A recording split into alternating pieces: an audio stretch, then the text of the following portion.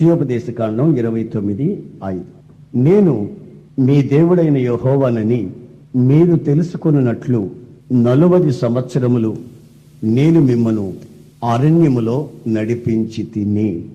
దేవునిని ఎరిగిన ప్రజలు, దేవునిని మొరపెట్టిన ప్రజలు, దేవుని ద్వారా నెమ్మది ప్రశాంతత కోరుకున్న ఆ ప్రజల్ని 4 సంవత్సరాలు కాదండి, 4 నెలలు కాదండి, 40 సంవత్సరాలు ఆయన నడిపించాడట.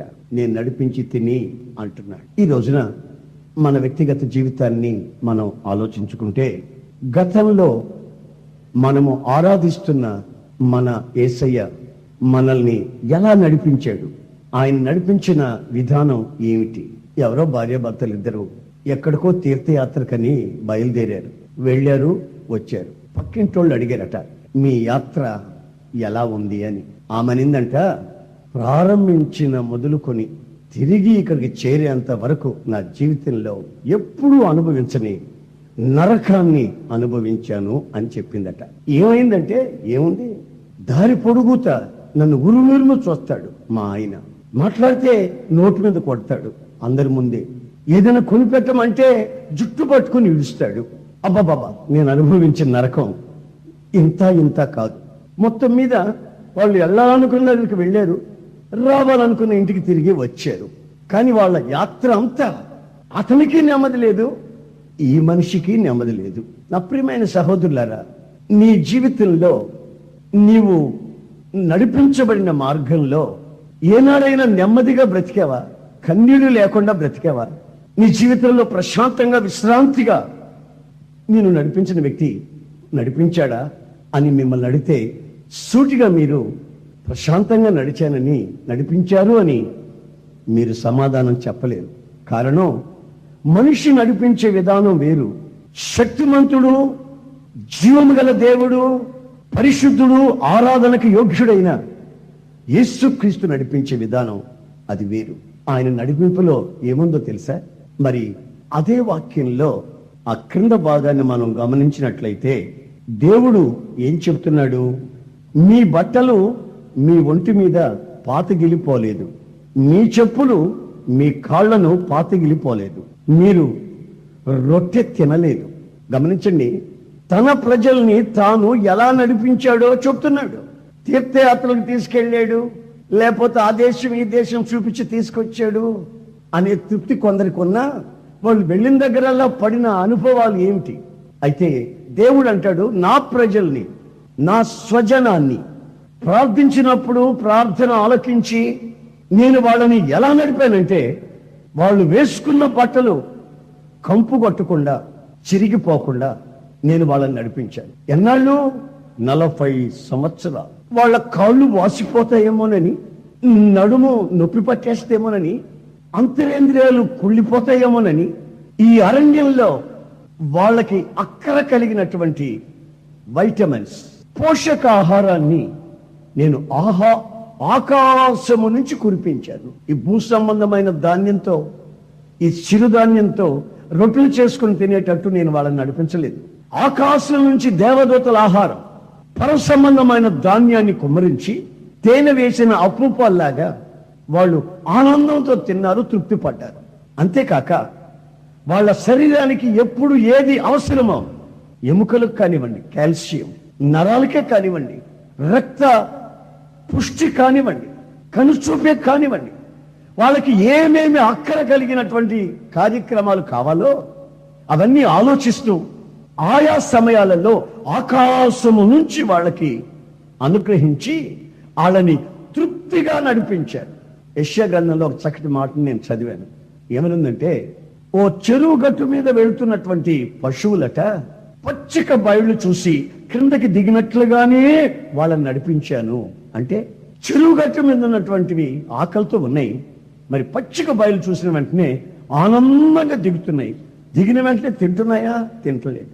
అలా పచ్చిక బయలు మీద అలా పడుకుని అలా నెమ్మదిగా లేచి అప్పుడప్పుడు కాస్త తిని నెమరు వేసుకుంటూ ఆ పచ్చిక బయళ్ళలో ఆనందిస్తున్నాయి. అలా విశ్రాంతి కలిగినట్లుగా, వాళ్ళ హృదయాలకు ఆదరణ కలుగునట్లుగా నేను వాళ్ళని నడిపించాను. చెప్పులు అరిగిపోవేంటి? చెప్పులు తెగిపోవేంటి? చెమట కంపు కొట్టదేమిటి? బట్టలు చిరిగిపోవేమిటి? ఏమిటి వింత?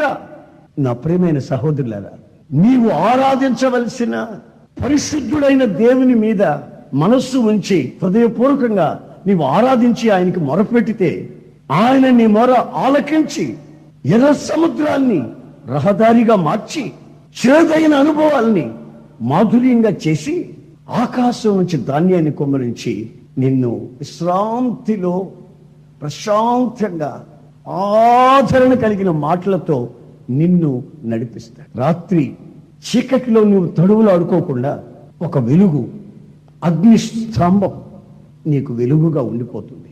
పగటి వేళ ఎండ దెబ్బ తగలనివ్వకుండా నీకు ఓ మేఘం వచ్చి కప్పి చల్లటి పిల్లగాలులు, చల్లటి గాలులు నీ మీద వేసేటట్లు చేస్తుంది. ఇవన్నీ, ఈ అనుకూల పరిస్థితులన్నీ ఎలా కలిగాయి అంటే, ఈ ఇశ్రాయేలు ప్రజలను వెంబడిస్తున్న ఒక బండ, ఆ బండ క్రీస్తే.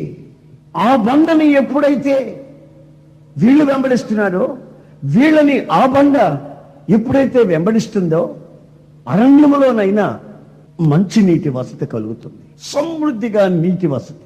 ఈ రోజున పేపర్లో చదువుతా ఉంటే కరువు కరువు కరువు కరువు, ఎక్కడ పడిన కరువు. ఒకప్పుడు ఉన్న లెవెల్, వాటర్ లెవెల్, నీటి ఆ యొక్క ఎద్దడి, నీటి పరిస్థితి రోజు రోజుకి కృంగిపోతూ అదో పాతాళానికి దిగజారిపోతుంది. ఎంత మేధావులైనా, ఎంత సంపన్నులైనా, ఎంత టెక్నిక్ ఉపయోగించిన ఆ నీటి వనరులు ప్రజల జీవితాలకి దాహాన్ని తీర్చే వసతులు కలుగు చేయలేకపోతున్నారు. లక్షల కాల్బాలం అరణ్యంలో నడుస్తూ ఉంటే ఒక్క బండలో నుంచి చలయేర్లు పారితే ఇశ్రాయేలు ప్రజలు లక్షల మంది ప్రశాంతంగా నీళ్లు త్రాగి స్నానాలు చేసుకుని తమ జీవితాల్ని ఆదరించబడిన జీవితంలో గడుపుతున్నారు. ఆయన ఒకవేళ మిమ్మల్ని నడిపించుంటే గతించిన కాలంలో మీ జీవితంలో ఆయన నడిపించిన విధానం ఎలా ఉంటుంది? ఆయన రెక్కల నీడలో ఉన్న ఆరోగ్యం, సురక్షితం నీకు కలుగు చేస్తాడు.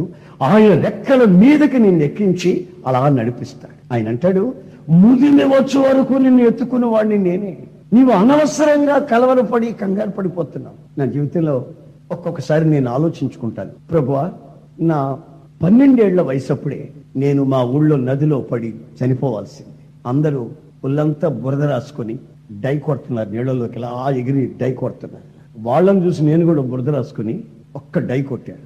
కొట్టడం వెళ్ళిపోయాను. లోపల ఈత రాదు నాకు, వాళ్ళకి ఈత వచ్చేమో అది నాకు తెలీదు. డై కొట్టి వెళ్ళిపోయాను. చివరి క్షణాల్లో ఎవరో ఒక వ్యక్తి జుట్టు పట్టుకుని ఈడ్చిని బయటేసాడు. అలా జీవితంలో ఎన్నో యాక్సిడెంట్స్. నేను ఎక్కాల్సిన బస్సు ఎక్కబోతుంటే కండక్టర్ నన్ను పెటాను కొడితే కింద పడిపోయాను. అప్పుడు సణుక్కుంటూ గొనుక్కుంటూ కూర్చున్నా. ఈ గవర్నమెంట్ బస్సులను, ఈ ఇళ్ళును అని గవర్నమెంట్ని తిట్టి, బస్సులను తిట్టి, కండక్టర్లను తిట్టి, అంటే బూతులు కాదులేండి, బూతులు కాకుండా అదో రకమైన సణుగుడు పెట్టుకున్నా. మళ్ళీ బస్సు వస్తే బస్సులో ఎక్కాను అనుకోండి. అయితే ముందు వెళ్ళిందే బస్సు ఓ పెద్ద వాగులో పడిపోయింది. నన్ను కండక్టర్ మెడ మీద పెటాను కొట్టాడే ఆ బస్సు. నన్ను నడిపించిన మార్గం అది ఆయన. అది నాకు తెలియక సణుకుంటూ కూర్చున్న ఇంకో బస్సు వచ్చింది. ఆ బస్సులో ఎక్కి వెళ్ళాను అనుకోండి. ఆ బస్సు ఒక దగ్గర ఆగింది. చూస్తే వాగులో నుంచి 13 శవాలను తీసి రోడ్లో పెట్టారు. 13 శవాలను తీసి పెట్టారు. ఇంకా బస్సులో శవాలు ఉన్నాయంటున్నారు. నేను దిగి వాళ్ళని గమనిస్తే ఆ బస్ స్టాండ్లో నాతో అప్పటి వరకు మాట్లాడుతున్న వాళ్ళు. నన్ను ఆయన నడిపించాడు. నాకు రోగం వచ్చిన తర్వాత కాదు ఆయన బాగు చేసింది, అసలు రోగాన్ని రానివ్వకుండానే కాపాడాడు. ఇదొక విచిత్రమైన సంభవం. గత 36 సంవత్సరాలు నేను హాస్పిటల్కి వెళ్ళి డాక్టర్ల దగ్గరికి వెళ్ళి టెస్ట్ చేయించుకోలేదు, మందులు వాడలేదు, ఇంజక్షన్ కూడా కనీసం వేసుకోలేదు, తైలాలు రాసుకోలేదు. 36 సంవత్సరాలు ఆయన స్వస్థపరచడం ఒక పద్ధతి అయితే, ఓ విచిత్రమైన సంగతి ఏంటంటే అసలు రోగం రానివ్వకుండానే కాపాడగలని శక్తి ఆయనలో ఉంది. ఆయన రెక్కల నీడలో ఆరోగ్యం, ఆ ఆరోగ్యాన్ని తన ప్రజలకు అనుగ్రహించినట్లు ఇశ్రాయేలు ప్రజల్ని 40 సంవత్సరాలు నడిపించాను అంటున్నాడు. అసలు ఆయన ఎందుకు అలా నడిపిస్తూ వచ్చాడో తెలిసినండి. నాకు ఒక వాక్యం చదివినప్పుడు అది చాలా ఆనందం అనిపించింది నాకు. ఓసారి ఈ ఇశ్రాయేలీలు ప్రజలందరి మీద ఆయనకు కొంచెం విసుగు కలిగి మరి ఆయన్నే విసుగు కలిగించే అంత పనులు చేశారు వాళ్ళు. ఆయనకు విసుగు కలిగి, మోషే ఇదిగో ఈ ప్రజలతో నేను రాను, నేను చంపేస్తాను అని అన్నాడు. అప్పుడు మోషే ఏమన్నాడు తెలుసా? అయ్యా, నిన్ను గూర్చి ఐగుప్తీయులు, ఈ చుట్టూ ప్రాంతాల్లో ఉన్నటువంటి దేశాల వాళ్ళంతా నిన్ను గూర్చి విన్నారు. ఏమని? సర్వశక్తి గలవాడు అని, నీవు నడిపించిన వ్యక్తిని మధ్యలో విడిచిపెట్టేవాడు కాదని, నీవు ఆది అంతము అని, ప్రారంభము ముగింపు నీవేనని, నీవు నీ ప్రజలతో నడుస్తావని ఈ ప్రాంతపు దేశాల వాళ్ళందరూ విన్నారు.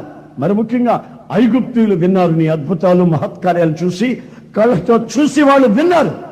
అసలు ఇంతటి గనుడివి నీవు, నీ కీర్తి ఎంత, నీ ఘనత ఎంత, అవన్నీ మర్చిపోయి చంపేస్తానంటావే. ఒకవేళ చంపేవే అనుకో, నీ కీర్తి ఏమైపోద్ది? నీకు అవమానం కలగదు. నీ ఘనత ఏమైపోద్ది? నీకు అవమానం కలగదు అని మోషే దేవునితో అంటున్నాడు. అప్పుడు దేవుడు, మోషే నువ్వు చెప్పేది నిజమే, నిజమే కదా, అందుకని నీకు నేనేం చేస్తానంటే, నా కీర్తిని బట్టి, నాకున్న ఘనతను బట్టి నేను ఇప్పుడు ఏం చేస్తానో తెలుసా? నా ప్రజల్ని నేను నడిపిస్తాను. ఆమేన్, ఆమేన్, ఆమేన్. ఆయనకి అవమానం కలుగుతుందని, ఆయన దూషింపబడతాడని అన్యుల మధ్యలో, ఆయన ఘనత పాడైపోద్దని ఆయన చక్కటి మార్గాలలో ఆయన తన ప్రజల్ని నడిపిస్తున్నాడు. అదే నేను అనుకున్నది కూడా. అరే, నాలో ఏ పెద్ద పట్టుందని ఇంతకాలం నన్ను ఇలా నడిపిస్తున్నారు అని నేను అనుకుంటే, ఆయన అంటాడు, ఒరి నీకేమైనా జరిగిందంటే నాకు అవమానారా బాబు, అందుకని నిన్ను జాగ్రత్తగా తీసుకొచ్చుకుంటున్నాను రా అంటాడు ఆయన. వింటున్నారండి? ఆ మధ్య ఎక్కడో మీటింగ్కి వెళ్ళాను. ఆమె జ్వరం వచ్చేసింది, కళ్ళు మూతలు పడిపోయినాయి, కళ్ళు తెరవలేనంత జ్వరం వచ్చేసింది. నేను ఉన్న గది అది రకమైన జ్వరం వాసన వచ్చేసింది. ఇక రాత్రికి నేను వేదిక మీదకి వెళ్ళి వాక్యం చెప్పాలి. చాలా మంది రోగులు వస్తారు, వాళ్ళకి ప్రార్థన చెయ్యాలి. నేను ఇలా పడుకుంటే ఏమిటి ప్రభా అని అడిగాను. ప్రభు మౌనంగా ఉన్నాడు. మరొక మాట కూడా ప్రభువు చెప్పారు, రోగాల వాళ్ళకి ప్రార్థన చేసి నేనే రోగినై పడిపోయి ఉంటే చూసేవాళ్ళు నిన్నేమంటారు ప్రభు అన్నా. కొంచెం ప్రభు కూడా ఆలోచించాడు. మరి నిజమే కదా, వీడు సాయంత్రం అందరూ ప్రార్థన చేయాలి, వీడే పడుకుంటే నానావానికి అవమానం, అందుకని వీడిని లేపేస్తాను అనుకున్నాడు. అలాగే సాయంత్రం 6-6:30 ఒక కరెంట్ షాక్ లాగా నాకు తగిలింది. ఎక్కడి నుంచి వచ్చిందో అది పరిశుద్ధాత్మ అగ్ని. దిక్కులు లేచి కూర్చున్నాను, వేడిగా టీ తాగాను. మళ్ళీ మామూలుగా మీటింగ్కి వెళ్ళిపోయి కూర్చుంటే, మీకు జ్వరం అన్నారు కదండి అంటారు అందరు. అవునండి అంటాను నేను. మరి ఇప్పుడు బాగానే ఉన్నారు కదండి నేను. అది బాగానే ఉన్నాను కదండి అంటారు. ఏం చెప్పను? నేను ఒకవేళ ఆ రోజు పడుకుంటే అందరికీ ప్రార్థన చేశాను, ఆయన పండుకున్నాడు ఏమిటి అని అన్యులంటే ఆయనకి ఎంత అవమానం. గనుక ఆయన ఏమనుకున్నాడు తెలిసిన? ఒరేయ్, నాకు ఘనత కలిగేటట్లు, నా కీర్తి పాడవకుండా, నా నామాన్ని బట్టి నేను నా మార్గంలో నిన్ను నడిపిస్తాను, గనుక నీకు ఇప్పుడు విడుదల కలుగు చేస్తానని తనంతట తానే దిగి ఒక అద్భుతాన్ని చేశాడు. చేయకపోతే నేను నిలబడలేకపోతే అవమానం. అందుకని దేవుని వాక్యం ఏమంటుందంటే, మోషే ఏమంటుందంటే, అయ్యా నీ కీర్తిని జ్ఞాపకం చేసుకో, నిన్ను గురించి దేశాల్లో ప్రజలు ఏమనుకుంటున్నారో జ్ఞాపకం చేసుకో, ఒక అద్భుతం ఇప్పుడు చేయి, నీ ప్రజల్ని నీవు సంహరించొద్దు అని అంటే ఆయన అంటాడు, అలాగే బాబు అర్థమైంది, అలాగే అంటాడు. చూడండి, దేవునికి మనిషికి మధ్యలో ఉన్నటువంటి ఆ సన్నిహితమైన సంబంధం ఓ తండ్రికి బిడ్డకి ఉన్నట్లు దేవునికి మనిషికి ఒక చక్కటిని ఆలోచన. దేవునితో అంత సన్నిహితంగా మనిషి దేవునితో అంత దగ్గరగా ఉండగలిగిన అనుభవాన్ని ఉన్న దేవుణ్ణి మనం ఆరాధిస్తున్నాం. ఆయన పేరు నజరేయుడైన యేసు. ఆ యేసయ్యతో నడిచే ఎవరైనా సరే, ఆయన నడిపిస్తూ ఉంటే ఎవరైనా సరే వాళ్ళని ఆదరణ కలిగిన, ఆరోగ్యము కలిగిన మార్గములలో ఆయన నడిపిస్తాడు. నేను ఆ విధంగా ఇశ్రాయేలుని నడిపించాను అని ఆయనే చెప్తున్నాడు. ఈ ఒప్పుకోలు ఆయన చెప్తున్నాడు. నడిపించానంటే ఎలాగ నడిపించడం? చుట్టుపట్టుకు నేర్చుకొని రావడమా, లేకపోతే కీళ్ళు ఎరగొట్ట తీసి రావడమా? లేకుంటే జుట్టు పట్టుకుని గోడకేసి చంపకేసి కొట్టి పెటాపెటని కొట్టి మళ్ళీ హాస్పిటల్ తీసుకెళ్లి కుట్లు ఇప్పించడమా? ఇదే నడిపించడం? మనిషి యొక్క నడిపింపు వేరు, ఆరాధిస్తున్న జీవము గల దేవుని యొక్క నడిపింపు వేరు. నీవు ఆ విధంగా నడిపించబడ్డావో, లేక కన్నీళ్ల మధ్యలోనే నడుస్తున్నావో, పలు విధములైన దరిద్రత అనుభవిస్తున్నావో, లేకపోతే రోగాల చేతనే పీడింపబడుతున్నావో, అది గుర్తిస్తే అయితే నువ్వు ఏ మార్గంలో ఉన్నావు అనే సంగతి నీవే గమనించగలుగుతావు. ఆయన మార్గంలో ఆరోగ్యం, తృప్తి, ఆదరణ, విశ్రాంతి, నెమ్మది, ప్రశాంతత ఆయన మార్గంలో ఉందన్న సంగతి వాస్తవం. 23వ కీర్తనలోకి వస్తే దావీదు తన అనుభవాన్ని చెప్తున్నాడు. 23వ కీర్తన 3వ వాక్యంలో తన అనుభవాన్ని చెప్తున్నాడు. ఏమని చెప్తున్నాడంటే, నా ప్రాణమునకు ఆయన సేద తీర్చుచున్నాడు, తన నామమును బట్టి. బాగా గమనించండి, తన నామమును బట్టి నీతి మార్గములలో నన్ను నడిపించుచున్నాడు. మీరంతా చదువుకున్న వాళ్ళండి. నేను 6వ క్లాస్ 2 సార్లు ఫెయిల్ అయిన వాడిని, మరలా స్కూల్లో అడుగు పెట్టిన వాడిని. మీరు అంత ఇంచుమించుగా పంతులమ్మలు ఎక్కువగానే ఉన్నట్టున్నారు ఇక్కడ. అయితే ఈ పైన మనం చదివినటువంటి ద్వితీయోపదేశ కాండంలో చదివిన ఆ వాక్య భాగానికి ఈ వాక్య భాగానికి మధ్యలో ఉన్న ఆ వ్యత్యాసం ఏంటంటే, ఆ పై వాక్యంలో మనం చదువుకుంది నడిపించి తిని అని. ఈ వాక్యంలో మనం చదువుతున్నాము దావీదు చెప్తున్నాడు నడిపించుచూ ఉన్నాడు. చూసారండి, ఆయన ఎలా నడిపించాడో చెప్తున్నాడు. ఆయన ఇప్పుడు ఎలా నడిపించుచున్నాడో దావీదు తన వ్యక్తిగత జీవితపు అనుభవాన్ని ఇక్కడ పంచుకుంటున్నాడు. ఏమని? ఆయన నామమును బట్టి నీతి గల మార్గాలలో నన్ను ఆయన నడిపించుచున్నాడు. అంటే ఆయన నామము నీతి కలిగిన నామం, ఆయన నామము పవిత్రమైన నామం, ఆయన నామము సుచరిత్ర కలిగిన నామం. గనుక ఆ నీతి గల మార్గములోనే మనల్ని నడిపిస్తాడు. అపవిత్రతలో నడిపించడు, అక్రమాల్లో నడిపించడు. మన కళ్ళ ముందు ఎంతో మంది అక్రమ మార్గాలలో, వంకర మార్గాలలో, నీచమైనటువంటి మార్గాలలో నడుస్తూ బోలెడంత డబ్బు సంపాదిస్తున్నారు, వేలకు వేలు సంపాదిస్తున్నారు, ఆస్తులు సంపాదిస్తున్నారు.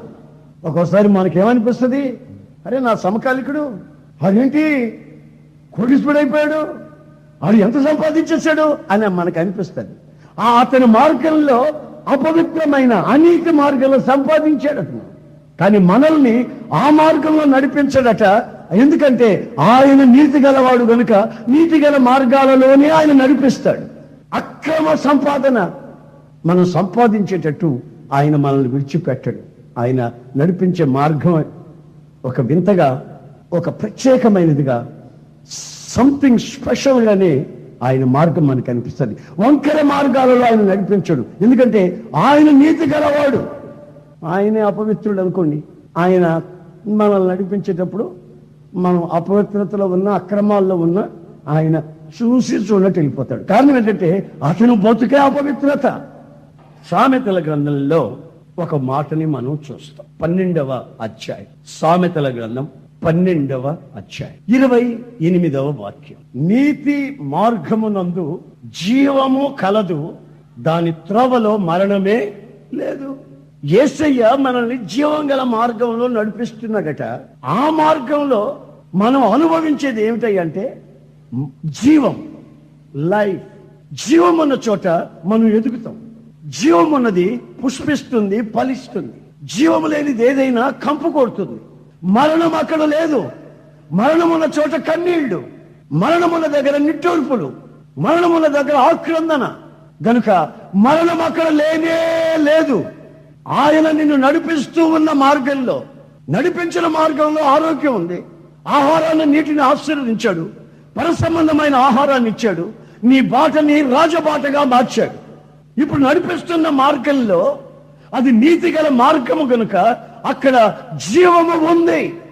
నీవు ఆ మార్గంలో నడుస్తూ ఉంటే నిన్ను చూసిన ప్రతి ఒక్కరు నీ ముఖ వర్చస్సులో కలిగిన ఆ జీవ కళ, ఆ రక్షణ ఆనందం, క్రీస్తు రక్తం చేత కడగబడి పాప క్షమాపణ నిశ్చయాన్ని పొందిన ఆ అనుభవాన్ని నీ ముఖంలో కొత్త వచ్చినట్టుగా చూడగలుగుతారు. దాన్ని జీవకళ అంటారు. ఆ మార్గంలో జీవం ఉంది కనుక అదే మరణం దగ్గరికి వెళ్ళామనుకోండి, ఆ వేదన మనల్ని అలుముకుంటాయి. మరి ఈ రోజు నువ్వు ఏ మార్గంలో నడుస్తున్నావు? నేను నడిపిస్తున్నది ఏ మార్గంలో? ఆయన ఒకసారి గుర్తు. ఆయన నడిపితే మాత్రం జీవ మార్గంలో నడిపిస్తాడు. కొంతమంది జీవితాలను మీరు ఒకసారి చూడండి. ఎప్పుడన్నా చూడమండి, అబ్బో ఆ ముఖం చిటపట్లు ఆడుతూ ఆ ముఖం చూసామంటే 3 రోజులు ఆనందం బుద్ధి కాదు. ఆ ఒక్కొక్క ముఖం అలా పెట్టుకుంటారు. మరి ఏంటో అర్థం కాదు. ఆయన అంటున్నాడు నేను నా మార్గములో నిన్ను నడిపిస్తాను, నా నామమును బట్టి నీతి గల మార్గాల్లో నడిపిస్తాను. నేను నీతి గలవాణ్ణి, నా చరిత్ర పవిత్రమైనది, పరిశుద్ధమైనది. నా చరిత్రలో మరణము, కన్నీళ్లు, ఏడుపు ఉండదు కనుక నా మార్గంలో నిన్ను నడిపిస్తాను. దావీదు అంటాడు, నన్ను నడిపించుచూ ఉన్నాడు. చెమలు కొట్టను గట్టిగాను, హల్లెలూయా హల్లెలూయా హల్లెలూయా. నడిపించుచూ ఉన్నాడు. నడిపించేది ఆయనే, నడిపించు ఉన్నది ఆయన. అనేకులు ఈ రోజున ఎందుకో మరి కన్నీళ్ల మధ్యలో జీవితాలు అలాగే ఈడ్చుకుంటూ వెళ్తున్నారు. ఆయన అంటాడు, చేతులెత్తి ప్రయాసపడి భారాన్ని మోస్తున్న ప్రజలారా, కమ్ అండ్ టు మీ, నా దగ్గరికి రండి, నేను మీకు ఆదరణ, విశ్రాంతి, నెమ్మది కలుగు చేస్తాను. నేను నాతో రమ్మంటే, నేను మిమ్మల్ని నడిపిస్తాను అంటే మీరెందుకు వంకర మార్గాల్లో విచ్చలవిడిగా నడుస్తారు? సినిమాల చుట్టూ ఎందుకు తిరుగుతున్నట్లు? క్యాన్సర్ పుండ్లు పుట్టే ఆ సిగరెట్ చుట్టూ పీడి ఎందుకు త్రాగుతున్నట్లు? జీవితం శాపంగా, కుటుంబం అల్లకల్లోలంగా మారిపోయి, పిల్లలు తినేదానికి పోషకాహారం లేక, కట్టుకునే బట్ట లేక, కుటుంబం దరిద్రత ఉండి అప్పుల పాలై వడ్డీలు కట్టలేని పరిస్థితిలో నీవెందుకు జీవిస్తున్నావు? నా దగ్గరికి రా. 40 సంవత్సరాలు ఇశ్రాయేలు నడిపించిన నేను సజీవుడిని, ప్రార్థన ఆలకించేవాడిని, ఆక్రందన వినేవాడిని, నీకు విడుదల కలుగు చేసేవాడిని కనుక నా దగ్గరికి రా, నీతి గల మార్గాలలో నడిపిస్తాను. దావీదు అంటాడు, నన్ను నడిపించుచూ ఉన్నాడు. మరి నీ జీవితంలో ఎవరితో నడవాలని నీవనుకుంటున్నావు? ఎవరితో నడుస్తున్నావు? కొంతమందితో నడుస్తారు ఆ కొత్తల్లో, కొత్త పరిచయాల్లో. ఆ తర్వాత చెంపలు పెట్టి కొట్టిన తర్వాత, పళ్ళు రాల్చిన తర్వాత, నీ మోహం చూడదు కుక్క అన్న తర్వాత, పొరపాటు నడిచాను దీంతో అని కృంగిపోతారు. అయితే యేసయ్య అలాంటి వాడు కాదు. ఆయన ప్రారంభిస్తే దాన్ని ముగిస్తాడు. ఆయన వేస్తే ఎవడు తీలేడు, ఆయన తీస్తే ఎవడు ముయలేడు. ఆయన మార్గాన్ని సరళం చేస్తాడు, నీ ముందుగా వెళతాడు. ఆయన స్వరాన్ని విని ఆయన మార్గములోనూ నడవాలి. ఆయన చూస్తూ నడవాలి.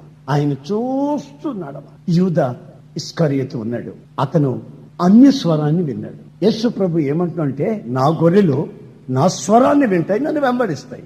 నా గొర్రెలు నా స్వరాన్ని వింటాయి, నన్ను వెంబడిస్తాయి.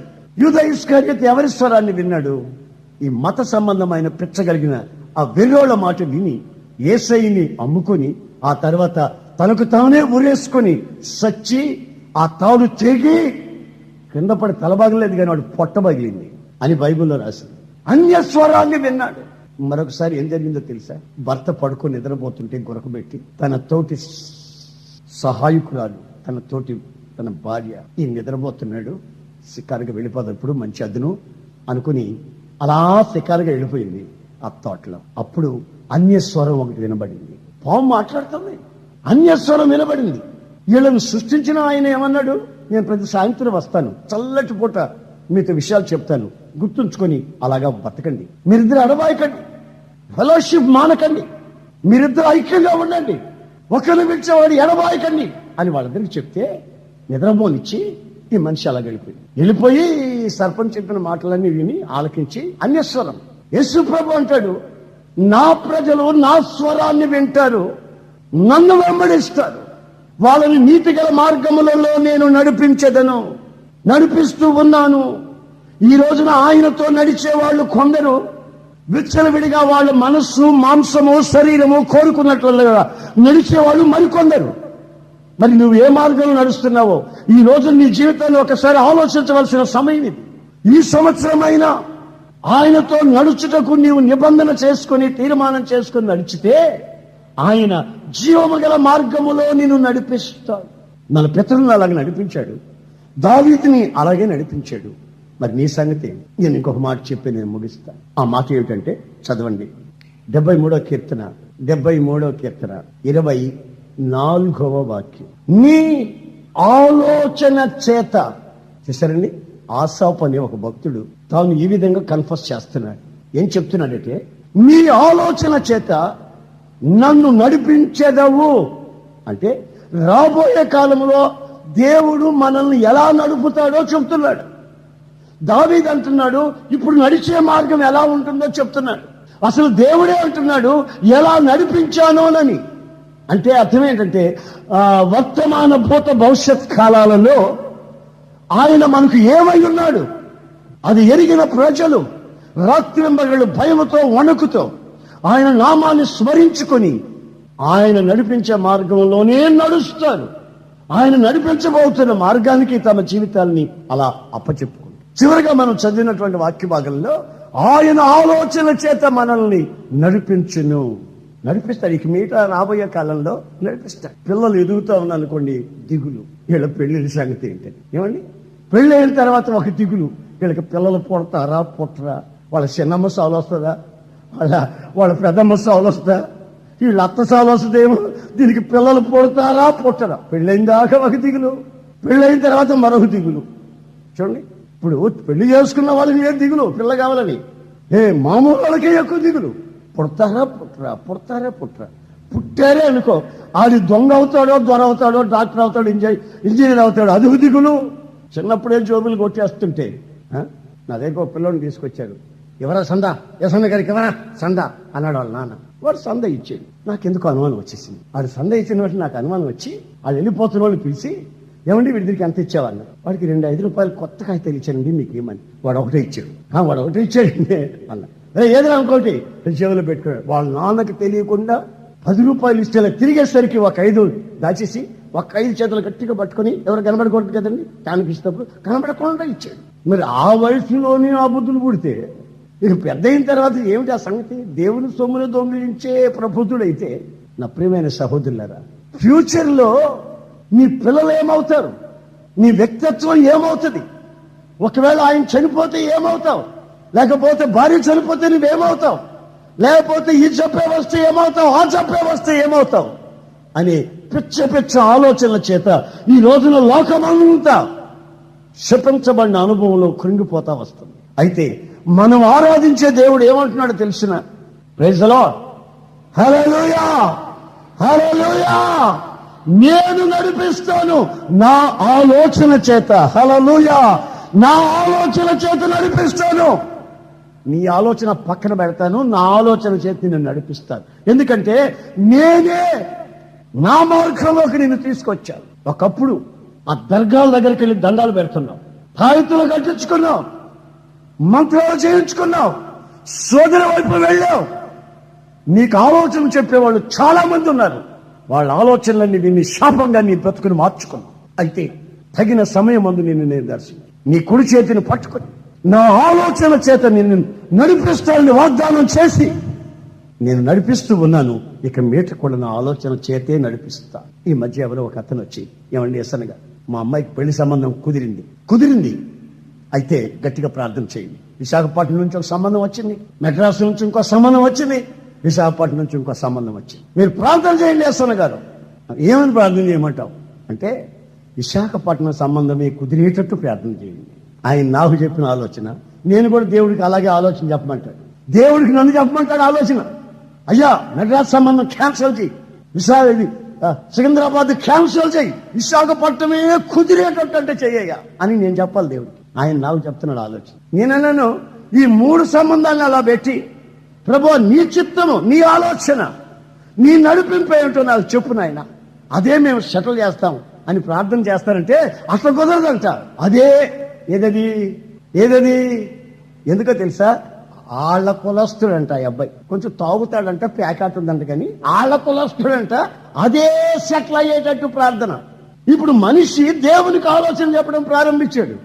ఆయన అంటాడు, నా మార్గాలలో నా ఆలోచన చేతనే నా బిడ్డలను నిన్ను నడిపిస్తాను. నువ్వు ఇష్టపడితే నా మార్గాన్ని, అది జీవం గల మార్గం, ఆరోగ్యకరమైన మార్గం, అక్కరలు తీర్చే మార్గం, నా యొక్క రెక్కల మీద నడిపించే మార్గం అది. నీవు అంగీకరిస్తే నేను నా ఆలోచన చేత నిన్ను నడిపిస్తాను. ఆయన ఆలోచన మనకు అక్కర్లేదు. ఈరోజు అవసరమైంది మన ఆలోచన ఆయన చేయాలి. అందుకే నీ జీవితంలో కన్నీళ్లు, అందుకే కాపురాలన్నీ అల్లకల్లోలం అయిపోతున్నాయి. అంత నీ ఆలోచనే. అందుకే నీ జీవితంలో అనారోగ్యం, అందుకే అప్పుల బాధ, అందుకే జీవితంలో పిల్లలు పుట్టినా నెమ్మది లేదు, పెళ్లిళ్ళైనా నెమ్మది లేదు. ఇల్లు లేక ఒక బాధ, ఇల్లు కట్టిన తర్వాత మరొక బాధ. నీ జీవితాన్ని ఈ మరణం వెంటాడుతూనే వస్తుంది. కారణం, నీవు వెళుతున్న మార్గంలో మరణం ఉంది. యేసయ్య నడుపుతున్న నీతి గల మార్గంలో జీవము మాత్రమే ఉంది. గనుక నేను జీవం గల మార్గంలో ఆయన నడిపిస్తాను. అదే వాక్యంలో ఒక చక్కటి మాట నాకు కనిపించి నేను హృదయంలో మహా సంతోషించాను. ఏమనుందంటే, ఆ తరువాత నీ ఆలోచన చేత నన్ను నడిపించదవు, ఆ తరువాత నన్ను మహిమలో చేర్చుకొందువు. చెప్పడం గట్టిగాను హల్లెలూయా. ఎక్కడ చేర్చుకుంటాడట? ఎక్కడండి? ఆ మధ్య ఒక కుటుంబంలో ఆ ఇంటి యజమానుడు చనిపోయాడు. ఈమె పంతులమ్మ. చనిపోయిన ఒక 6 గంటలకు 7 గంటలతో ఎక్కడి నుంచో ఊరు నుంచి వచ్చి దిగిన తర్వాత ఏడ్చేవాళ్ళు, ఏడాదా ఎందుకు ఆడతారా అని అంటుంది అందరిని. నాకెక్కింది. చచ్చిపోయి మనిషి ఉంటే ఆడస్తా ఉంటే ఆడవద్దంటది ఏంటి మనిషి అని నేను అనుకున్నా. అయితే ఆమె అన్న మాట నాకు సిగ్గేసింది. ఏమన్నదో తెలుసా? ఎందుకు ఏడుస్తారు? నా భర్త ఎక్కడికి వెళ్ళాడని. Enter into the kingdom of God. ఆయన ఎక్కడికి వెళ్ళాడు? Enter into the glory. దేవుని మహిమలో చేరిపోయాడు. ఎందుకు ఏడుపు? నాకెందుకు ఏడుపు? మీకెందుకు ఏడుపు? ఆయన ఒకప్పుడు త్రోగుబోతు మనసును మార్చుకున్నాడు. నీటి బాప్తిసం పొందాడు. క్రమము తప్పకుండా ఆరాధనకు వస్తాడు. మోకరించి ఉపవాస ప్రార్థనలు చేసుకుంటాడు. వృద్ధాప్యం వచ్చింది, చనిపోయాడు. ఎక్కడికి వెళ్తాడు? Enter into the glory. దేవుని మహిమలోకి ప్రవేశించాడు. ఎందుకు ఏడుపు? ఆమె చెప్పిన ఆ మాట నేను నా జీవితంలో ఎప్పుడు మర్చిపోలేదు. నేను ఒక సేవకుడిని అయినా, ఆమె ఒక పంతులమ్మగా పనిచేస్తున్నా, ఆమె చెప్పినటువంటి ఆ శుభప్రదమైన నిరీక్షణ కలిగిన మాట. ఈ కీర్తనలో ఆసాపు అంటున్నాడు ఆ మాటని. ఆయన నడిపించాడు, ఆయన నడిపిస్తూ ఉన్నాడు, ఆయన నడిపించగలడు. అంతమందు ఆయన మహిమలో మనల్ని చేర్చుకుంటాడు. ఇది క్రైస్తవ జీవితం యొక్క ముగింపు. మహిమలో చేర్చబడతాం. అయితే ఈ రోజుల్లో మరణపు ఆవేదన మనిషి జీవితాన్ని పీడిస్తూ ఉండగా, జీవాన్ని అనుగ్రహించి జీవం సమృద్ధిగా అనుగ్రహించిన మన ప్రధాన కాపరి ఆయన అంటాడు, నా ప్రత్యక్షతలో నేను ప్రత్యక్షమైనప్పుడు మీరు మహిమ గల ఆ నిరీక్షణలో చేరుతారు. అక్షయతను ధరించుకుంటుంది. ఈ మోర్టల్ బాడీ, ఈ మోర్టలిటీని ధరించుకొని అనుభవిస్తుంది. ఈ క్షీణించిపోయే ఈ శరీరం, ఈ గుడారం శిథిలమైపోయిన శిథిలము కానిది, శాశ్వతమైనది ఒక గుడారాన్ని మనం ధరించుకోబోతున్నాం. నా ప్రియమైన సహోదరులారా, ఈ శరీరం మహిమను ధరించుకుని మహిమలో ప్రవేశించే ఆ గొప్ప నిరీక్షణ చేత ఈ రోజున ప్రభు మిమ్మల్ని దర్శిస్తున్నాడు. ఈ రోజున మీరు ఆ మహిమ గల ఆ రాజ్య నివాసానికి మీ జీవితంలో చోటు చేసుకోవాలనుకుంటే ఆయన మిమ్మల్ని నడిపించి ఉండాలి. ఆయన చేత నడిపించబడుతూ ఉండాలి. ఆయన మిమ్మల్ని మీటి కూడా నడిపించాలి. అంతమంది మిమ్మల్ని అక్కడ చేర్చుకో. ఈ నిరీక్షణ మనలను సిగ్గుపరచు. దయచేసి అందరూ లేచి నిలబడి పునరుద్ధానుడైన యేసు ఆయన జీవాన్ని ప్రదర్శిస్తూ ఆ జీవం మీ గుండెల్లో సమృద్ధిగా నిండాలని, ఆయన జీవం గల మార్గములోనే నిన్ను నడిపిస్తానని ఆయన ఆలోచన చేత నీ కుడి చేతిని పట్టుకుని నడిపించి మహిమలో నిన్ను చేర్చుకుంటానని ఆయన వాగ్దాన పూర్వకంగా ఈ రోజున మిమ్మల్ని హెచ్చరి. ఇంకా కొందరు తలలు వంచకుండా వంగని మెడతో కళ్ళు తెరిచి తమాషాలు చూస్తున్నట్టుగా ఉంది. దయచేసి కళ్ళు మూడండి. మీ బ్రతుకులు తమాషా కాకమునిపే, రోగాలు వచ్చి పీడించబడకమునిపే ఆరోగ్యకరమైన రెక్కల నీడకి, యేసయ్య సన్నిధికి మీ జీవితాలని అప్పగించుకోండి. ఇంతవరకు నడిపించబడకపోతే నడిపించమని కోరుకోండి. ఇక మీద ఎలా నడుస్తారో, ఎలా నడిపించబడతామని భయముతో ఉంటే ఆయన నడిపిస్తానంటున్నాడు తన ఆలోచన చేత. ఆయన నడిపిస్తే న్యూ లైఫ్, ఒక కొత్త జీవితం నీ జీవితానికి అడుగడుగునా అనుగ్రహిస్తాడన్న సంగతి వాస్తవం.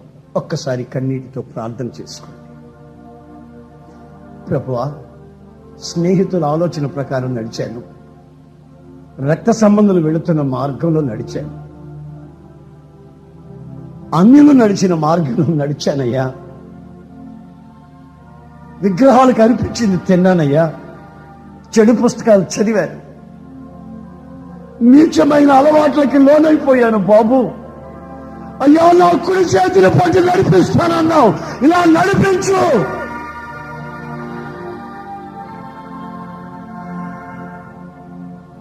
నన్ను నడిపించయ్యా, నా పిల్లల్ని నడిపించు. నిన్ను పట్టి పీడిస్తున్న రోగాల కొరకు, చీకటి శక్తుల కొరకు ప్రార్థన చేస్తాను. ప్రేమగల తండ్రి, నీ సన్నిధిలో చేతులెత్తి నిలిచిన నీ బిడ్డల్ని మరోసారి నీ చేతికి సమర్పిస్తున్నానయ్యా. కుడి ఎడమలకు వ్యత్యాసం తెలియని ప్రజలు, ఏది చెడో ఏది మంచో తెలియని పరిస్థితుల ప్రభావం పలు మార్గాల్లో నడిపిస్తూ ఉండగా నా జీవం గల మార్గాల్లో నడిపిస్తానని మీరు మాతో వాగ్దానం చేశారు. ఈ ప్రజలను మీరు నడిపించండి అయ్యా, నడిపించండి. జీవం గల మార్గంలో నడిపించండి అయ్యా. ఆరోగ్యం కలిగిన మార్గంలో నడిపించండి. నీటిని ఆహారాన్ని దీవించిన మార్గంలో నడిపించండి. కన్నీటిని తుడవండి. ఈ క్షణం ముట్టి ఒక అద్భుతాన్ని మీరు చేయండి. మీరు ముడితే క్షణాలలో బాగవుతారయ్యా, ఆరోగ్యవంతులు అవుతారు. పీడిస్తున్న కుటుంబాలను, పీడిస్తున్న చీకటి శక్తుల్లో నుంచి నీ బిడ్డలు విడుదల చేయండి. ఏ విధం చేతనైనా ప్రతి క్షణం నీ ఆలోచన చేత నింపి మీ దివ్యనామానికి మహిమ తెచ్చుకోమని నజరేయుడైన యేసుక్రీస్తు నామంలో అడుగుచున్నాను తండ్రి. ఆమేన్, ఆమేన్.